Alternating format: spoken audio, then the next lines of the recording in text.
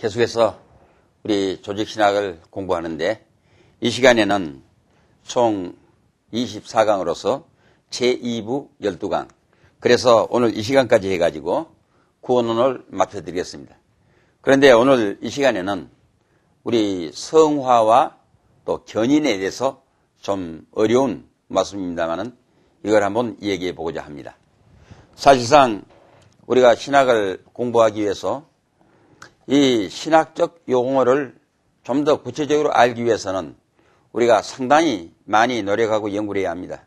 1차적으로는 이 신학 자체가 성경에서 말씀하고 있는 성경의 교리를 우리가 늘 얘기대로 체계적이고 논리적이고 또 이제 교육적이고 실증적이고 또 교의적으로 우리가 이제 풀어나가는 것이기 때문에 1차적으로는 신구약의 성경에 대한 원어적인 이 뜻을 우리가 이해를 하고 들어가야 합니다. 그러나 이런 것들을 일일이 이 방송 매체를 통해 가지고 말씀을 드리다보게 되면 시간의 제약도 있을 뿐만 아니라 이해에도 큰 도움이 되기 어려울 것입니다. 그렇기 때문에 이런 문제들은 아마 단계적으로 해서 여러분들이 강의를 받고 또 이제 책을 통해서 좀 더 깊이 들어가면 될 것으로 생각합니다. 그리고 우리가 이 신학을 공부한다고는 이 자체가 참 어려운 일입니다. 적어도 예수 그리스도 이후에 사도들의 이해 가지고 이에 전해졌던 그 전통성, 그 다음에 성경 말씀이 이 우리에게 제시해 주고 있는 성경 말씀의 교의, 여기서 우리는 기독교의 바른 전통과 바른 정통성을 이어가야 할 책임이 있습니다. 그렇기 때문에 우리가 신학을 논함에 있어서도 하나의 용어가 얼마만큼 복잡하고 다양한 뜻으로 이해되고 또 이 때문에 우리 신학적인 논쟁의 싸움이 어떻게 일어났으며 그 한 단어 용어 때문에 얼마만큼 교파적인 이 분파 작용을 이렇게 해서 오늘날 이르게 되었는가, 이걸 우리 알아야 합니다. 특별히 이러한 가운데도 우리 종교신학교가 끝까지 우리는 사도적인 전통과 성경 진리에서 말씀하고 있는 진실한 정통성을 바로 이제 파고들어서 제시해보기 위해서 노력하고 있다고는 이것을 누누이 제가 이제 말씀드립니다만은, 그리고 이것이 단순히 우리 신학교가 우리 총회가 지향하는 이것이 아니고 적어도 우리 한국교회가 지금 전 세계를 대표하는 교회가 우리 한국교회입니다. 우리 이 한국교회가 먼저는 이 사도적 전통과 성경적 이 정통성을, 이 정통신학과 신앙의 운동을 바로 일으켜서 우리의 정체성을 분명히 확보하고 나아가서는 이러한 바른 믿음, 바른 사상을 가지고 세계 선교에 임해서 세계의 교회를 우리가 이제 이끌어 나갈 수 있다 하는 이 말이겠습니다. 그래서 우리가 어려운 문제가 있다 할지라도 이런 걸 잠재해 놓고 우리는 열심히 신학을 공부하고 연구해서 이제 우리가 하나님의 사역에 임해야 한다는 말입니다. 다시 이야기합니다. 여러분 공부를 하시면서 어려움이 부딪힐 때 머리 숙여서 하나님께 나는 하나님의 일을 하기 위해서 이 공부를 합니다. 그러고 한번 여러분 해보세요. 그 다음에 여러분이 힘들 때에 나는 하나님의 일을 하기 위해서 내가 하고 싶습니다. 하렵니다. 이렇게 한번 새롭게 다짐해 보세요. 그러면 자꾸 마음속에 의욕이 솟아나고 의욕이 솟아날 뿐만 아니라 진실한 여러분들의 그 마음을 하나님이 받아주셔서 성령으로 감동시켜 주실 것입니다. 저는 늘 경험합니다. 주간 신학생을 강의하다가 야간 신학에서 마지막 시간이 되었을 때 이제 신학생들이 야간에 왔다고 하는 이것은 일자리에서 하루 내 육체적으로 피곤해가지고 옵니다. 그러한 학생들이 마지막 시간 됐을 때는 배가 고프니까 먹고 싶습니다. 너무 힘이 드니까 피곤해서 당장의 자리에 눕고 싶습니다. 그러한 학생들을 상대해서 강의 시작할 때는 그러한 이 허기진 장자의 배고픔을 눈으로 볼 수가 있습니다. 피곤에 지쳐서 이 가물거리고 있는 모습들을 볼 수가 있습니다. 그러나 강의를 하는 동안 언제 그런 것들이 그렇게 가셔서 없어져 버리고 눈이 초롱초롱 밝아집니다. 정신이 또래또래해집니다. 모든 얼굴에 팔팔한 생기가 돋아나서 감격에 넘쳐서 공부를 시종일관 열심히 매달려서 할 뿐만 아니라 좀 더 해주시오, 더 해주시오. 너무도 짧아서 아쉽습니다 하는 말들을 많이 듣습니다. 이거는 우리가 진실로 간절한 마음으로 우리가 매달려서 사명감 속에서 하려고 할 때 하나님의 성령께서는 내재하신 하나님의 성령께서는 늘 우리 마음을 불릴듯 일으켜서 우리들로 하여금 하나의 과정이 초자적인 신비적인 능력의 방법으로 연결해 나갈 수 있도록 인도해 주심을 늘 경험할 수 있습니다. 그래서 우리가 오늘 이제 여기 성화에 대해서 말씀을 드려야겠는데 먼저 이 성화의 창시자는 두말할 것 없이 하나님이시라는 것. 늘 이제 우리 알아야 합니다. 이 신학에서 신비적인 요소의 사건들이 나올 때마다 그의 원인의 발생자, 바로 이걸 만드신 창시자는 하나님이라는 것. 항상 능동적인 문제는 하나님께로 돌리고 피동적인 문제는 우리가 수용하는 것입니다. 그렇기 때문에 성화 역시 하나님의 창조주는 하나님이시라는 것. 인정하고 믿고 들어가야 합니다. 그 다음에 두 번째는 이 성화라는 것 역시 하나님의 재창조 사역에 들어간 것입니다. 이 성화라는 것은 거룩하게 되어 있다 그 말입니다. 거룩할 성자 되올 화자입니다. 바로 이 sanctification, 이 sanctification이라고는 거룩함, 이것이 우리가 우리 마음대로 이루어지지를 못합니다. 하나님의 신비적인 성령의 사역의 사건이 아니고는 이루어질 수 없습니다. 바로 이것은 하나님께서 죽어질 우리 인간들을 새롭게 재창조하사 하나님의 사람으로 만들기 위한 하나님의 방법이라는 걸 먼저 전제로 하고 우리가 이해하고 들어가야 합니다. 그 다음에는 현세에서는 완성할 수 없는 문제입니다. 이 현세에서 완성할 수 없다는 이것은 아무리 우리가 성화가 되어 있다고 할지라도 이 죄의 지배 아래 가지고 있는 몸뚱아리가 있는 한 이 몸뚱아리는 내가 만약에 완전히 죄악에서 놓여가지고 구원을 받은 구원의 완성자라고 할지라도 나는 앞으로 육체로 죽을 사람입니다. 육체로 죽을 사람에게는 완성이 있을 수가 없습니다. 구원도 그렇고 성화도 그렇고 마찬가지입니다. 완성이 없습니다. 완성이 없다는 건 무엇이냐? 내세에 가서 완성될 것이고 내세에 대한 완성을 향해서 가고 있는 과정에서 나타나는 성화, 이것밖에는 우리가 이야기할 수 없다. 이걸 우리 알아야 합니다. 그러면 우리 성화의 완성은 사후에 하나님 나라에 가서 이루어질 것이다 하는 걸 전제로 하고 들어가야 하겠습니다. 그러면 이제 여기에서 우리가 알아야 할 것입니다. 성경은 자주 우리에게 말씀하고 있습니다. 이 성화라고 하는 것은 거룩이라 하는 말 아니겠습니까? 바로 이 성화는 하나님이 의해서 창조됐고 하나님으로부터 나온 하나님의 요구입니다. 내가 거룩하니 너희도 거룩하라. 하나님의 거룩하심처럼 너희도 거룩하라. 이 거룩의 원리의 근본적인 거룩은 하나님만이 갖는 하나님의 소성입니다. 바로 이것이 하나님의 그 아트리뷰트, 하나님의 속성, 성품입니다. 이것을 우리에게 전수해서 요구하시는 하나님의 기준이 바로 이 성화입니다. 바로 이 말은 우리 예수를 믿는 사람이 거룩함을 입었다는 것은 하나님의 선택과 함께 하나님의 자녀로서의 하나님의 사람으로서의 하나님의 이 요구하시는 생활의 방법에 가는 진행에 가는 과정을 설명해 주는 말인 것입니다. 바로 이것은 무엇이냐? 성화된 사람은 나를 뛰어넘습니다. 나를 초월해 넘었어. 하나님의 기뻐하신 일만을 향해서 가는 사람입니다. 하나님이 원하신 일만을 향해서 살다가 하나님이 원하신 일만을 향해서 가는 사람, 바로 이 사람이 성화된 사람으로서의 길을 가는 것입니다. 그러나 이것이 그렇다고 해서 늘 그것을 완성으로 보면 안 됩니다. 우리가 예수를 믿는 사람은 잘 믿을수록 그 하나님 앞에 머리 숙여서 많이 기도해야 합니다. 내가 거룩함에 이르는 사람이라고 믿었을 때, 그럴 때마다 죽어야 할 육체를 지닌 사람이기 때문에 늘 하나님 앞에서 죄송하고 죄인된 것을 고백하지 아니할 수 없습니다. 저는 늘 제가 저를 위해서 내 자신을 위해서 하나님 앞에 어떻게 기도하느냐고 묻는다면 저는 간단히 한마디 대답합니다. 이건 사실입니다.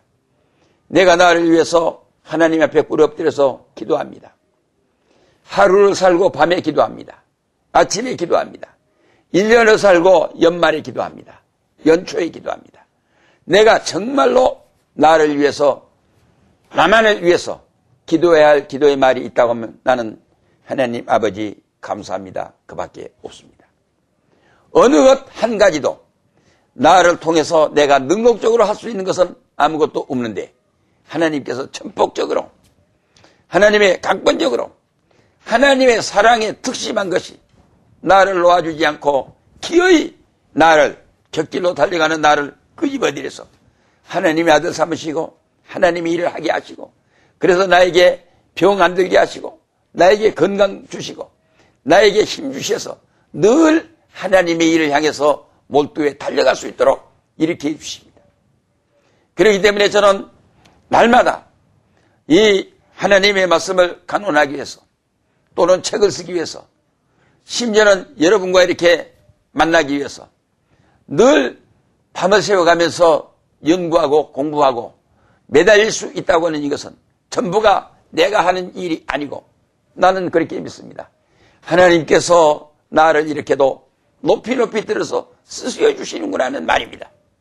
신학을 하시는 여러분, 여러분이 거룩함에 참여해서 여러분은 이제 하나님의 주권적인 행위로 여러분은 들어 쓰심에 대한 순종을 내가 어떻게 해야 할 것인가, 이러한 다짐을 하고 공부를 해야 하고 앞으로 살아가야 하고, 이런 마음으로 사역에 임해야 한다는 말인 것입니다.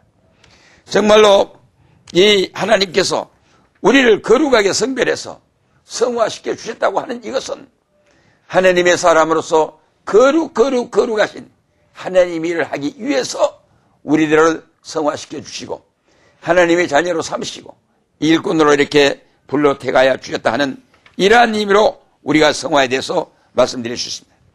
그러면 그 다음에 우리가 성화를 그러면 어떻게 정의할 것이냐, 제가 이렇게 정리를 해보았습니다.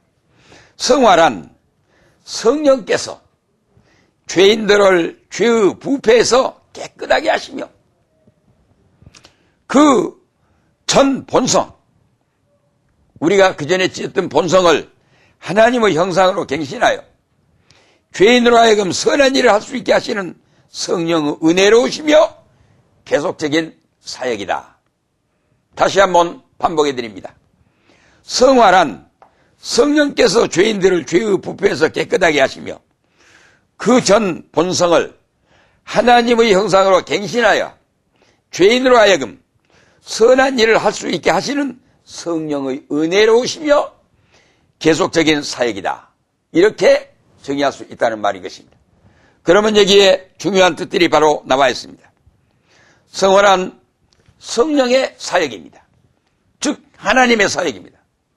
하나님의 사역이 1차적으로 부패해서, 죄로 인해서 부패하여 죄인 되어 있는 나를 옛날의 본성으로부터 하나님이 처음에 지으셨던 형상으로 다시 만들어가지고 하나님의 일을 하고 하나님이 요구하시는 선한 일을 할 수 있도록 하시는 성령의 지속적인 사역의 사건 내용, 이것이 나에게 성화로 나타난다.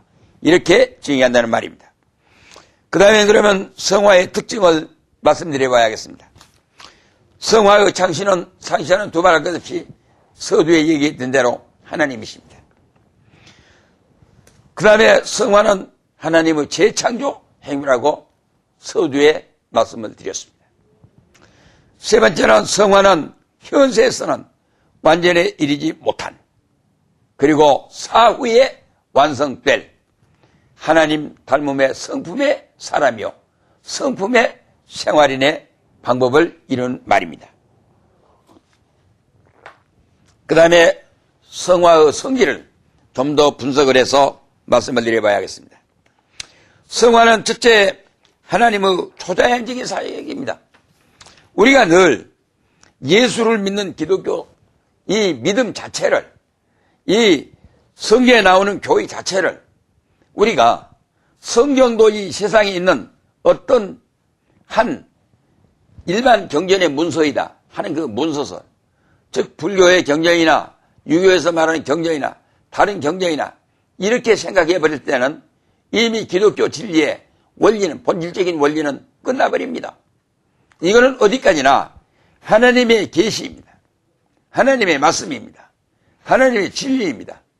하나님이 반드시 이루실 하나님의 언약, 그래야 성경에 대한 신적 권위를 인정하고, 그래서 이 하나님의 말씀인 성경으로부터 시작해서 여기에 주어져 있는 진리의 내용, 여기에 주어져 있는 교훈, 여기에 있는 사건, 모든 것들이 전부가 신비적으로 되어가지고 있습니다.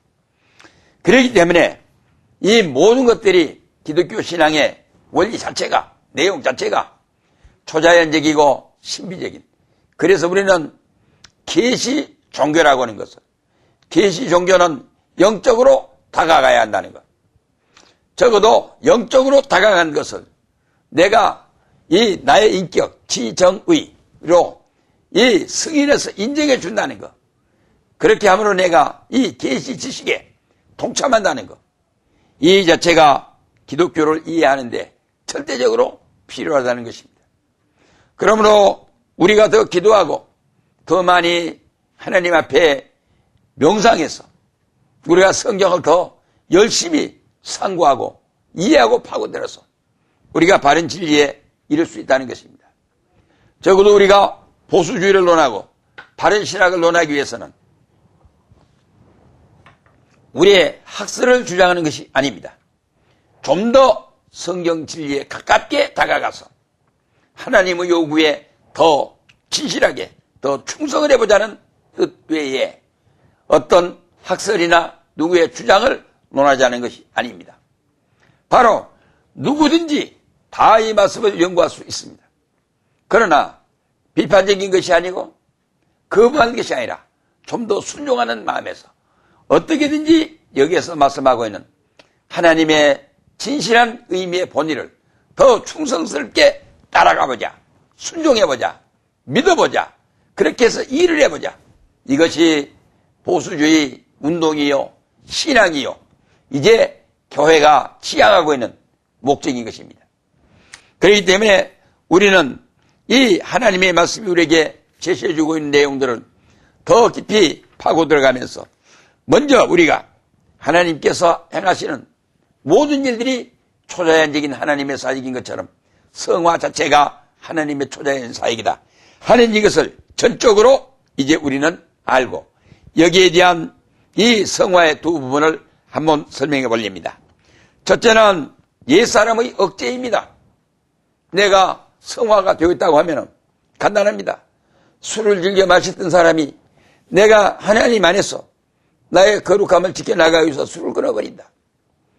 내가 담배를 좋아했던 사람이 하나님을 믿는 믿음의 마음으로 하나님 앞에 거룩하게 내가 바쳐 드려보겠다고 해서 그러한 마음으로 내가 담배를 끊는다는 것입니다.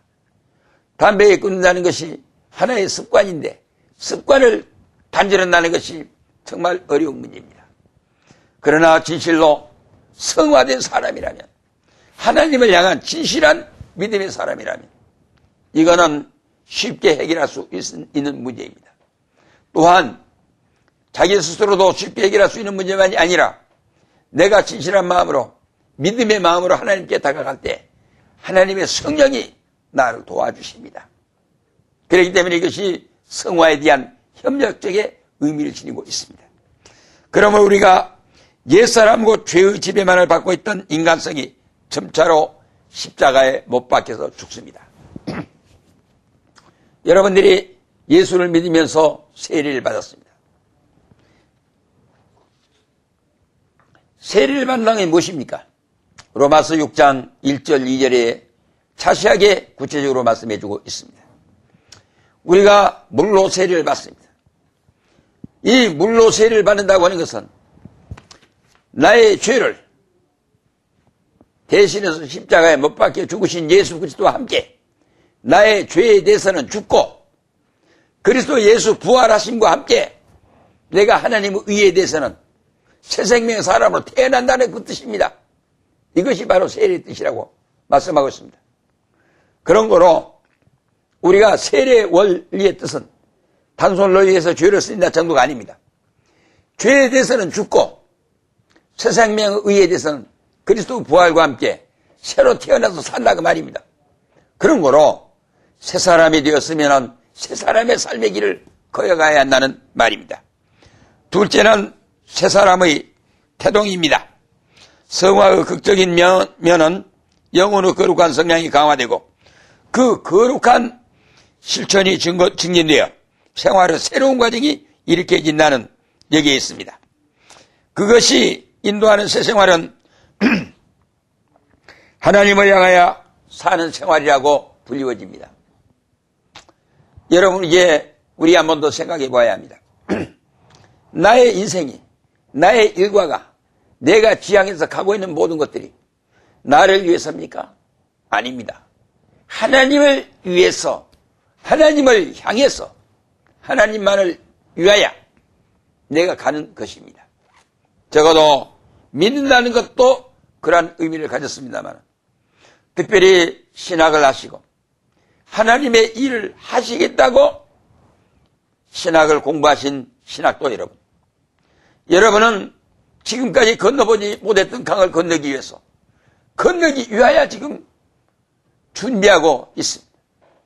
정보를 분석하고 지혜를 짜내고 이제 선배들의 경험담을 통해서 여러분들은 새로움을 개척해 가기 위해서 여러분들은 이 매체를 통해 가지고 여러분은 신학을 공부하겠다고 지원해 나셨습니다. 그러나 정확하고 분명한 것 한 가지는 여러분들이 새 사람이 되어서 새로운 하나님의 명령에 따라서 새 생명의 사명의 길을 향해서 가려고 할 때는 여러분들에게는 끝없는 무한한 하나님의 성령의 특별 기적이 여러분을 이끌어 주시고 인도해 주셔서 이 하나님의 보장 아래 하나님의 사역을 하도록 하나님의 축복이 함께 하실 걸 분명히 믿고 시작하시기 바랍니다. 적어도 2000년 동안 목숨을 던져놓고 죽음의 현장에 목숨을 바쳐가면서 이 기독교 운동을 전개하고 복음을 전하고 교회 운동을 일으켜서 진리를 사수해 나왔던 순교 성도들을 비롯해서 오늘까지 역대 모든 하나님의 사람들이 그러한 확실한 실증적 증거를 가졌기 때문에 그러한 생명을 던지는 충성을 바쳐왔던 것입니다.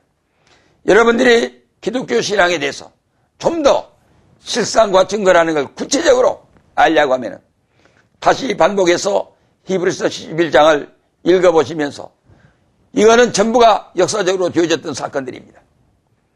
인물을 중심으로 해서 되어졌던 사건들을 거기에 나열해 놓고 있습니다. 여러분이 그 성경책을 펼쳐놓고 구구절절히 주어진 말씀 하나하나 그 한 사람 한 사람의 인물의 행적을 되찾아가면서 상고해 보십시오. 여러분들은 지금 그 길을 걷기 위해서 그 이적적 기적의 사건, 초자연적인 사건을 늘 하나님의 성령을 통하여 일으키면서 가기 위해서 우리가 신학을 하겠다고 다가왔습니다. 분명히 이러한 뜻 앞에 하나님의 성령께서는 분명히 들어주실 것을 믿고 우리는 시작해야 합니다. 이제 넘어가서 이 시간에는 이 성도 견인에 대해서 좀 말씀을 드려야겠습니다. 견인이라고 하는 것은 결국 우리 예수 믿는 사람은 반드시 예수를 믿고 천당에 가고만 나는 말입니다. 이 말이 하나님의 선택 교리에 근거하고 있습니다. 그건 왜 그러느냐? 예수를 믿는 사람은 반드시 천당에 가고만 합니다. 그거는 왜 그러냐? 선택 교리에서 출발한다는 것은 내가 예수 믿고 하나님의 아들 되고 그럴 자격이 있습니까? 없습니다. 하나님의 선택에 의해서 하나님의 주권적인 의지의 선택에 의해서 나는 선택함을 받은 하나님의 사람입니다. 그렇기 때문에 한마디로 나는 지옥 갈래야 갈 수가 없습니다. 왜? 지난 시간에도 얘기했습니다. 내가 잡은 손은 놓았다 잡았다 놓았다 잡았다 합니다. 우리의 믿음이 날마다 올라갔다 내려갔다 올라갔다 내려갔다 기폭과 굴곡을 반복하고 계속하면서 날마다 약해졌다 무너졌다 되돌아섰다 그렇습니다. 그러나 하나님의 잡으신 손이 나를 도와주시지 않기 때문에 하나님의 잡으신 손이 나를 놓아주지 않기 때문에 나는 지옥 갈래야 갈 수가 없다는 것이 하나님의 선택 교리와 함께 성도의 견인이라는 결론에 이르게 됩니다. 물론 여기에는 많은 신학적인 반대의 의견자들이 있습니다. 그러나 우리는 성경적으로 볼 때에 제가 여기에 기록한 것을 좀 더 구체적으로 자세하게 드리기 위해서 읽어가면서 좀 말씀을 드리겠습니다. 성경은 견인의 고리를 직접적으로 입증해주고 있습니다. 요한복음 10장 28절 29절까지, 로마서 11장 29절, 빌립보 1장 6절, 데살로니가 후서 3장 3절, 디모데후서 1장 12절, 4장 18절. 이러한 것들은 또한 당연한 규결로서 선택의 교리가 됩니다. 즉 하나님이 선택했으니 하나님이 책임진다는 말이 되겠습니다. 이 선택의 교리란 단순히 구원의 어떤 수단이나 혹은 사람이 구원을 받을 수 있는 어떤 방법에 대한 선택이 아닙니다. 완전한 구원의 목적에 대한 선택인 것입니다. 바로 그것은 그리스도의 공로와 중재의 효력에서 확실히 알 수 있습니다. 그리스도께서 우리를 위하여 대가를 지불하신 이 대가의 지불함을 받은 사람들은 결단코 다시는 정죄하지 않겠다고 아까 전에 로마서 8장 1절을 들어서 말씀드린 바 있습니다. 그리고 우리는 그렇게 이야기를 합니다. 우리를 그리스도 사랑해서 끌 자가 누구냐? 바울 선생님은 로마 교회를 향해서 8장에 선언하고 있습니다. 적신이나 위험이나 공고나 칼이야. 이 모든 것들이 우리를 그리스도 사랑해서 끊을 수 없다고 선언하고 있습니다. 그거는 왜냐? 내가 잡았으면 끊을 수 있습니다. 나의 다짐과 나의 붙드는 것 가지고는 얼마든지 나를 향해서 나보다도 더 강한 세력이 나를 끊어놓을 수 있습니다. 그러나 전지전능하신 하나님의 능력이 나를 잡아주십니다. 하나님의 성령께서 나를 붙들어 주십니다. 그러므로 우리 예수 믿는 사람, 진실로 하나님의 선택감을 받은 사람들은 결단코 지옥 갈래야 갈 수 없는 반드시 구원을 받고 만다는, 이거는 나의 문제가 아니고 하나님의 주권적인 행위요, 하나님이 선택하신 무조건적인 선택, 전적으로 무능한 죄로 죽을 수밖에 없는 나를 선택해서 구원하시고 구원하신 나를 통해서 하나님의 요구를 충족시켜서 하나님의 뜻을 이루시려는 하나님의 강권적인 권위와 하나님의 보장 때문에 나는 이제 어떠한 경우라도 지옥 갈래야 갈 수 없다는, 바로 이것이 이 성도의 견인의 교리인 것입니다. 그렇다고 해서 방종적으로 지 마음대로 돌아가도 되느냐? 이거는 우리가 이미 지적했던 대로 우리 사람들의 죄에 대해서는 불가사적 죄라는 것이 있습니다. 이 불가사적 죄를 구구하게 설명하기 전에 총체적으로 한마디로 구원받지 못할 사람입니다. 하나님이 요식적으로 내가 예수 믿는 체하고 함께 참여하기는 했습니다. 그렇지만 하나님의 진실한 선택에서 배제되었던 사람은 어떠한 나의 이 신앙의 경륜을 갖췄다 할지라도 결론에 가서는 그 사람은 그리스도 예수의 십자가를 배제하고 부인합니다. 성부, 성자, 성령 하나님의 존재와 사역에 대해서 배제합니다.